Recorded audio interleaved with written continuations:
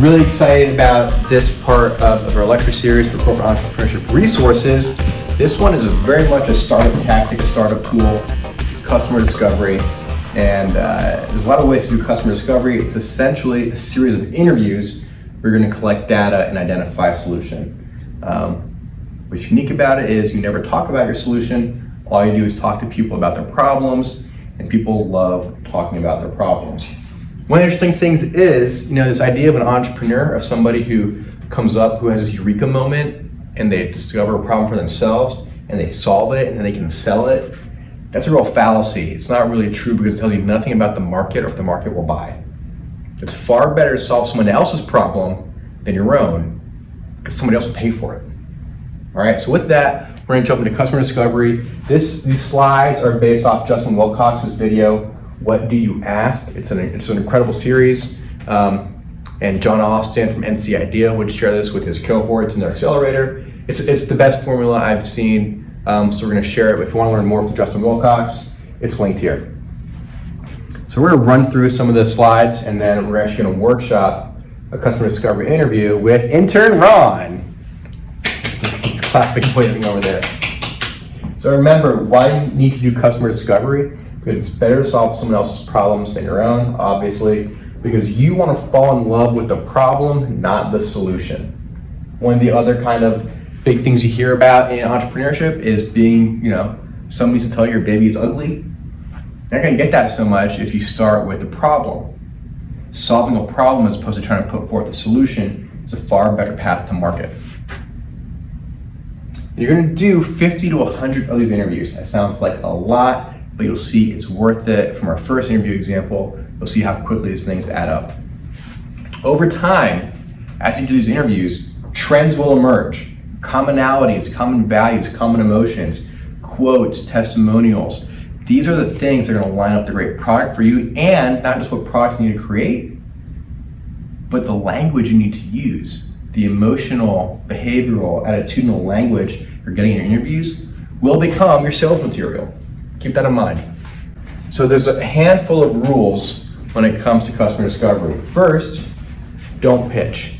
It's actually easier to do customer discovery when you don't have a solution in mind. So if you don't come up with the pitch, don't come up with the product, just start asking people questions around a problem area, you find the best solutions that way. You have no bias.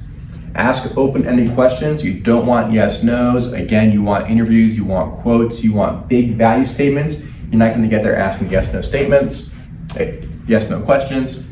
Again, I can't say it enough. Fall in love with the problem. Forget your solution. It doesn't matter. You should do this before you even start a solution. Identify a problem area or problem market and ask good questions, and the market will produce for you a solution they need and will pay for. Listen for cues. If someone has a workaround, that means their needs are not being met, and you can fill that need with your solution. And look for buying indicators. So we start hearing questions from people like, oh, it'd be great if I could access that on my phone. It'd be great if that was sent to me as a notification. It'd be great if I could buy that in blue. Those are buying indicators. Those are kind of like waypoints or breadcrumbs that you are on the right path. It's really simple. It's just 5 questions. That's all customer discovery is, 5 questions. They're all open-ended. Tell me about the last time you blank. Fill in the blank with whatever problem statement you're trying to fill. What was hardest about that? Why was that hard? How do you solve that problem now? The version Justin Wilcox says is, what is not awesome about that? And I want to know, I do a little tweak here, what would make that suck less? Real scientific stuff. All right, welcome Intern Ron to the front of the room. Intern Ron and I are going to workshop a problem. All right. Okay, so some preliminary questions on a screen. I'm going to evaluate problems in the rental market. All right, as home affordability is getting worse and worse, rentals are becoming more and more important as a solution to affordability. So maybe there's a market here we can exploit, to create value for. Let's start asking Ron screening questions. Ron, do you rent or buy? I rent. Is it a home, an apartment, a trailer, a cabin, a Airbnb? Where do you live? It's a house in West Asheville. Okay, and do you have a landlord or a property manager, or who do you rent from? We have a landlord now, but before we have property managers. Okay, so great. With that, let's get started. Ron, tell me a story about the last time you had a dispute with your landlord or property managers. You can hold this now. Gotcha. Well, there was a giant pile of trash on the side of our house, right outside of the window. And you had a dispute? What was Yes. the dispute? So we went to our property manager several times to ask them to remove the trash. It was building materials, broken windows, wood, nails, things like that. So we didn't want our animals going over there. There was potential for other animals to live in it, dangerous things like that. So we felt it was a danger to everyone in the house. Okay. So throughout this dispute, you're trying to communicate with your property manager to resolve this, remove the trash, something. Yes. Right? What was the hardest part of that back and forth in communication to resolve a dispute? Well, the hardest part is that the property managers never really validated the issue. They never proposed a solution or did anything to really resolve the issue. We just had a pile of trash on the side of the house for about a year. And so what was so hard about that? It was difficult because the property managers didn't do anything for us. We just lived with a persistent danger. When it was hot outside, we knew that animals would want to cool down, and they had a nice trashy house over there to live in. And so it was hard because it felt like the property managers didn't validate what was a present danger for us in the house. All right, sidebar here. Ron keeps using the word validate. Why does he keep using the word validate? Peeling that back, right? There's an emotion there. There's an unmet need that Ron is not being validated or seen or heard or respected by his landlord. So I'm going to add in a question here after why was that hard? And that question to you now, Ron, is you weren't supposed to hear all that. You're like, you got it though. You played along. Thanks.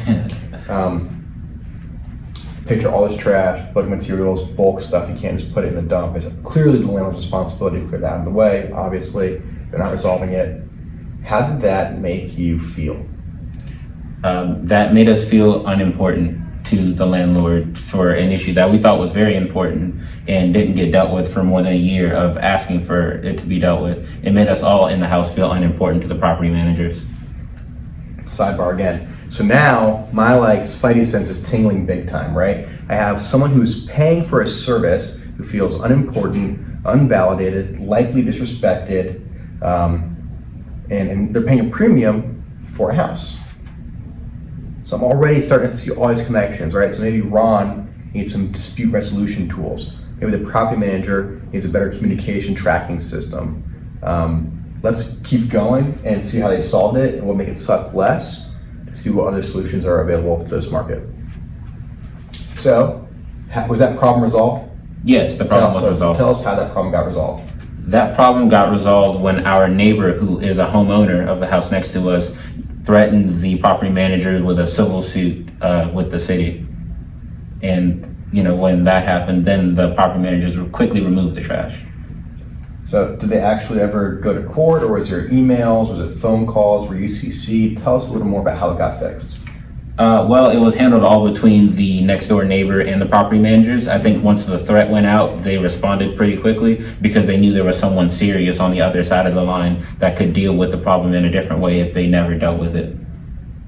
So now I'm thinking of, for a property manager, if your tenants are feeling disrespected or unheard or unmet, there's probably a better long-term revenue source from long-term tenants rather than tenants who feel like this property manager sucks or moving, not because the house is bad or the location's bad or the other accessories or amenities, because the property manager sucks.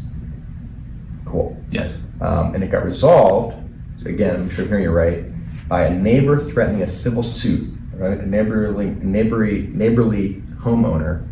So another private citizen, not even the renter, right? So they're more concerned about keeping your neighbor happy instead of the current renters happy. Yes. What would make this experience suck less? This experience would have sucked less if the property managers had worked with us to solve the problem rather than getting our neighbors involved, and which should have been on a one-on-one issue. Also, if they had solved the problem quicker, faster, and not left it there for a year and some time, that would have made the process suck less as well. All right, so timing of it, the experience of it, it doesn't sound like there's any cost, but certainly cost of social capital between you as a long-term, if there's revenue cost here, right? Like you may not want to be long-term with them, and your neighbor is going to be frustrated with them, so there's social capital lost there too. Yes. So now I'm thinking like, wow, maybe there's a tool that we could create for just communication, just kind of chat and a worksheet or a checklist, so that Ron and the landlords could always go back and forth about progress of projects. I'm sure every landlord has some kind of updates or maintenance or any of the kind of stuff that comes up. You need to track and communicate. The more you communicate, the more open and transparent you are, the more likely better terms you'll be with your renters. Fascinating. Or maybe Ron needs the same tools and access to resources the neighboring homeowner had. Maybe if you could easily threaten or take someone to, not threaten, maybe you could easily bring someone to court or have that leverage against the landlord. Maybe you do have it, but you don't know you have it, as just kind of an information asymmetry here that another landowner would know about. So this sets us off to a lot of interesting possibilities, right? We can, after this interview, take notes, understand the emotional needs that need to be met by Ron. Maybe now we talk to 50 of Ron's and 50 property managers, 50 landlords, and see how many of these needs line up, how many needs are not being met, how big this market could be, and then start prototyping a solution. But we're not going to do that until we talk to about 50 to 100 of these folks, because maybe Ron is alone here, and maybe Ron's the only person who's had a dispute with his landlords. Now, I don't believe that's true, but again, I'm going to check my bias and keep doing more interviews. Another tool in customer discovery was pioneered by Toyota for the 5 whys, and they use this to really build up their lean manufacturing model. It is a root cause analysis tool. It's very simple. You ask somebody a question and ask them why 5 times. It's really hard to get to 5. It's very awkward. If we get to 3 or 4 and we're there, I'm going to stop. But I'm going to bring Ron up. Come on back, Ron, to do the 5 whys, digging into the problem in the last section of the dispute was about him not feeling validated. Right? How did it feel that the landlord only resolved the issue when it was brought up by another homeowner, not the tenants that were paying them? It felt disrespectful and as if we weren't important. Ready? Money. Why? Because they could have communicated with us a solution, and they didn't. They just pushed us to the side for a long time. All right, so now we're on this, Ron's getting pushed to the side. Why? They pushed. Why do you think a landlord would push you to the side? Because we are just tenants bound by a leasing agreement, and we are just a consistent source of money. We didn't have any leverage to do anything to them other than just complaining to them. Fascinating. So Ron's not talking about not having any leverage to have any recourse. Why don't you? Because we're young tenants. We don't understand the way that any of the systems work. We were just looking for a house, so we were easily taken advantage of with rules and things that we didn't understand or have experience of yet. That we can stop right here. That's fascinating, right? Because Ron, as a renter, has tons of rights. He just didn't know about them. So the root cause here is a dispute got as big and hairy and nasty as it did because of information asymmetry. That Ron wasn't aware of all of his capabilities and all the ways he could solve a problem as a renter. That's the root cause of this whole balagan, which is equal for a big mess that involved neighbors and civil suits and lawyers and courts. If Ron had more access to resources and knowledge of his renter's rights, none of this would have happened. That's a root cause analysis using the whys. That's it. Thanks, Ron. Thank you again. And wait, we come back. You did get resolved. You still live there? I do still live there, but we have new landowners, so everything is much simpler now. Look at that. Well, we're glad you have a better living situation now. Good job, Ron. Thank you. Way to go. Okay, that's customer discovery, the 5 whys. Fall in love with your problem, and solutions will appear. Stay tuned. Next, we're doing, what's next, Ron? Ultimate customer experience. Ultimate customer All right, experience. that's our next video.